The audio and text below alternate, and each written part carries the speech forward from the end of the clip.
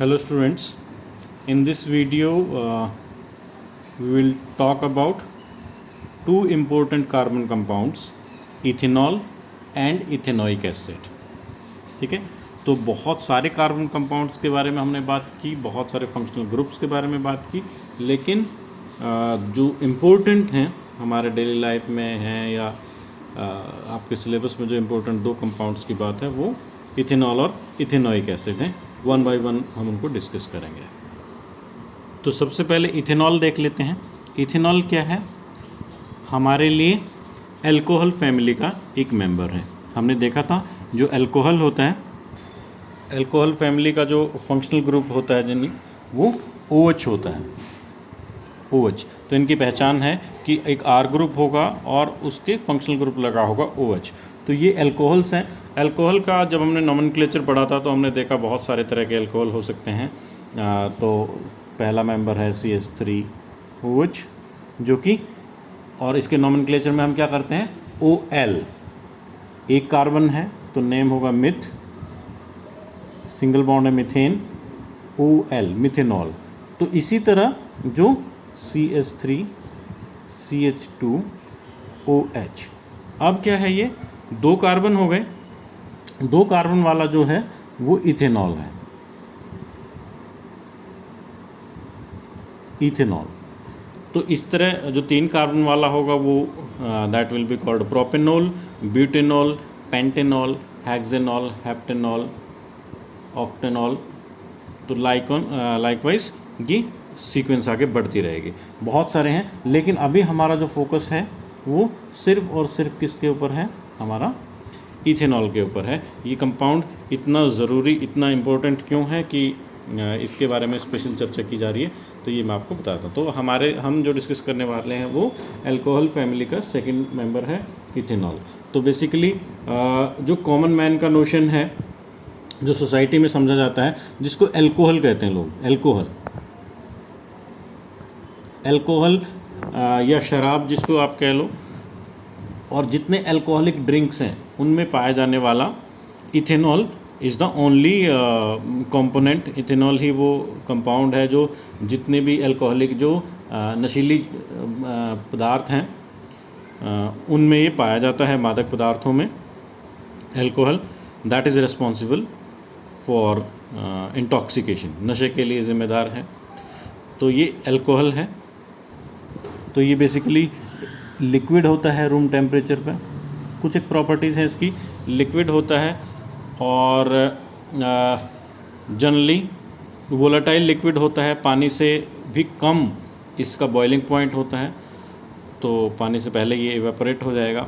इस तरह की इसकी प्रॉपर्टीज़ हैं.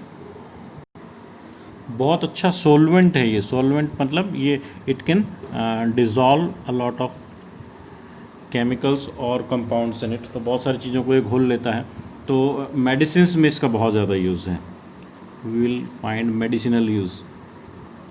मेडिसिन्स में बहुत ज़्यादा अल्कोहल का इस्तेमाल होता है.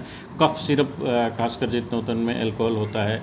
और चीज़ों को स्टेरिलाइज करने के लिए, कीटाणु रहित करने के लिए अल्कोहल का इस्तेमाल होता है. आजकल कोविड के चलते हैंड सैनिटाइज़र का इस्तेमाल बहुत ज़्यादा होने लगा है. तो वहाँ पर क्या होता है, अल्कोहल इस्तेमाल होता है. और वो जनरली इथेनॉल नहीं होता, आइसोप्रोपाइल अल्कोहल यानी प्रोपेनॉल हो सकता है, और मिक्सचर भी हो सकता है.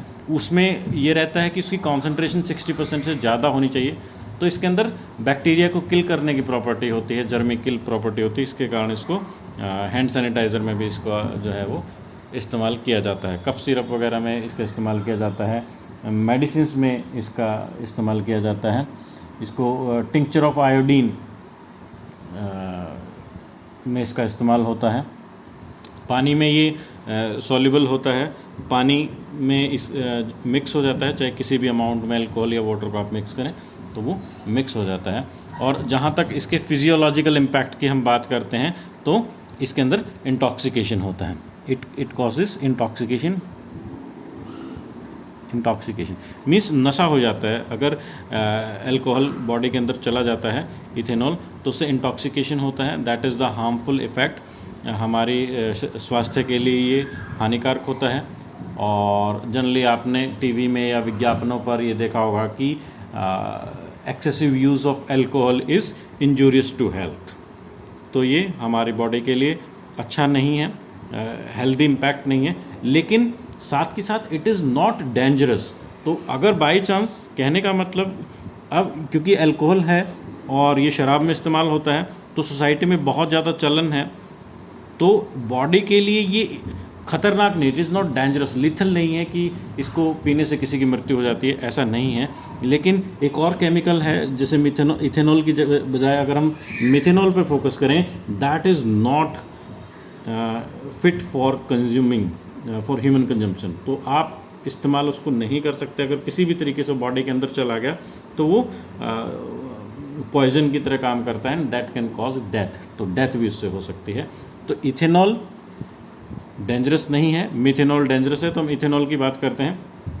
अगर बॉडी पे इसका इंटॉक्सिकेशन का हमने इम्पैक्ट देख लिया, किसी नशा होता है, उसके साथ साथ फिर जैसे कोई आदमी अल्कोहल ड्रिंक करता है तो उससे क्या होता है कि उसकी बॉडी का कोऑर्डिनेशन बिगड़ जाता है, थिंकिंग पावर स्लो हो जाती है। तो सेंट्रल नर्वस सिस्टम पे एकदम से काम करता है और थिंकिंग का जो प्रोसेस है वो स्लो हो जाता है। इसको एक सोशल ईवल भी हम कहते हैं, सोशल ईवल भी कहा जाता है। क्यों? सामाजिक बुराई कहा जाता है शराब के सेवन को। क्यों? क्योंकि it is a habit forming substance. कुछ सब्सटेंसेस होते हैं, आगे आप हायर क्लासेस में पढ़ेंगे, हैबिट फॉर्मिंग होता है ये। हैबिट फॉर्मिंग का मतलब क्या है? इसकी लत लग जाती है। तो जो लोग इसको पीना शुरू कर देते हैं फिर वो नशे के गुलाम हो जाते हैं और धीरे धीरे उनकी जो है हेल्थ ख़राब हो जाती है और फिर वो काम भी नहीं कर पाते, तो उनकी इकोनॉमी भी ख़राब हो जाती है। तो इस तरीके से आपने बहुत सारे जगह पे देखा होगा कि ये एक सामाजिक बुराई है। इससे क्योंकि ब्रेन पे कंट्रोल नहीं रहता है, यानी सोचने समझने की जो हमारी क्षमता है वो कम हो जाती है। तो it retards our thinking ability, decision लेने में जो है जो टाइम लगता है उसको रिएक्शन टाइम कहते हैं। रिएक्शन टाइम कम हो जाता है तो आदमी का कोऑर्डिनेशन, यानी उसके हाथ पैर चलना, वो सब आपने देखा होगा शराबियों को आड़े तिरछे चलते हुए, तो वो सब बिगड़ जाता है, उनका कोऑर्डिनेशन बिगड़ जाता है। और क्योंकि वो डिसीजन सही से नहीं ले पाता तो ड्रिंक एंड ड्राइव आपने सुना होगा, do not drink and drive. तो जो गाड़ी चलाते हैं उससे फिर एक्सीडेंट होने के चांस बहुत ज़्यादा रहते हैं। तो इस तरीके से आप डिटेल में इससे पढ़ सकते हो। और अब हम सीधे चलेंगे केमिकल रिएक्शंस की तरफ। तो केमिकल रिएक्शंस की अगर बात करें, पहली इसमें इंपॉर्टेंट रिएक्शन है रिएक्शन विद सोडियम। Na क्या है? सोडियम है। सोडियम के साथ जब ये रिएक्ट करता है तो आप ये समझ लो कि जो O और H है, इस हाइड्रोजन को रिप्लेस कर देता है CH3CH2ONA। ये इसका सोडियम सॉल्ट बन जाता है और हाइड्रोजन गैस लिबरेट हो जाती है। तो इसी तरह alcohols react with sodium leading to evolution of hydrogen gas. और ये जो कंपाउंड बनता है CH3CH2ONA, ये जो कंपाउंड बना है इसका नाम है सोडियम इथोक्साइड। इसका नाम है। आपकी बुक में सब रिएक्शंस दी हुई हैं तो आप इसको रेफ़र कर सकते हैं। This is one of the important reactions. दूसरी जो इम्पोर्टेंट रिएक्शन है वो है जब हम अल्कोहल को गर्म करते हैं। ये कोई टेम्परेचर होगा 443 केल्विन। यहाँ पे रिएक्शन कंडीशंस में हम यहीं पे कहीं पे लिख देंगे 443 केल्विन पे जब हम इसको गर्म करते हैं, in the presence of hot concentrated H2SO4, sulphuric acid है। कॉन्सेंट्रेटेड सल्फ्यूरिक एसिड के साथ जब हम इसको गर्म करते हैं तो जो प्रोडक्ट बनता है दैट इज़ इथीन। ये आप देख सकते हो डबल बॉन्ड अनसैचुरेटेड कंपाउंड है इथीन, और वाटर रिलीज होता है। तो this reaction is also called dehydration. क्या बोलते हैं इसको?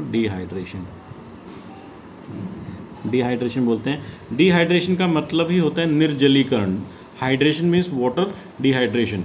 तो जैसे आपने मेडिकल टर्म में उसमें सुना, किसी को लूज मोशन हो जाता है तो डिहाइड्रेशन हो जाता है, शरीर से पानी बहुत ज़्यादा निकल गया, तो उसको डिहाइड्रेशन कहते हैं। ये डिहाइड्रेशन हो गया अल्कोहल का, मीन्स रिमूवल ऑफ वाटर। तो आप इसको ऐसे समझ सकते हैं कि ये एक तो ये OH है, यहाँ से OH, और इन 3 हाइड्रोजन में से एक हाइड्रोजन यहाँ पर निकल जाता है, यानी यहाँ पर भी CH2 बचेगा। इसको आप ऐसे समझ सकते हो कि ये 3 जो हैं ये हाइड्रोजन है। यहाँ पे मैं इस कंपाउंड को दिखाता हूँ आपको लेके। 3 हाइड्रोजन है यहाँ पर, एक तो OH ग्रुप लगा हुआ है और 2 हाइड्रोजन ग्रुप लगे हुए हैं। ये यही कंपाउंड है, मैंने इसको डिटेल में लिख दिया, 3 हाइड्रोजन, 2 हाइड्रोजन और एक OH। तो ये H और OH मिलके, यानी ये दोनों रिमूव हो जाते हैं, तो H और OH मिलके जो है वो वाटर बन जाता है। ये समझने के लिए मैकेनिज्म की रिएक्शन कैसे हुई, क्योंकि रिमूवल ऑफ वाटर हो रहा है, इसीलिए इसका नाम डिहाइड्रेशन है। डिहाइड्रेशन का मतलब ही होता है रिमूवल ऑफ वाटर। तो ये 2 इम्पोर्टेंट केमिकल रिएक्शंस हैं। प्रॉपर्टीज़ ऑफ इथेनॉल, ये हमने पढ़ा, इम्पोर्टेंट आपका ये टॉपिक है। आई होप कि आपको समझ आया होगा। Thank you.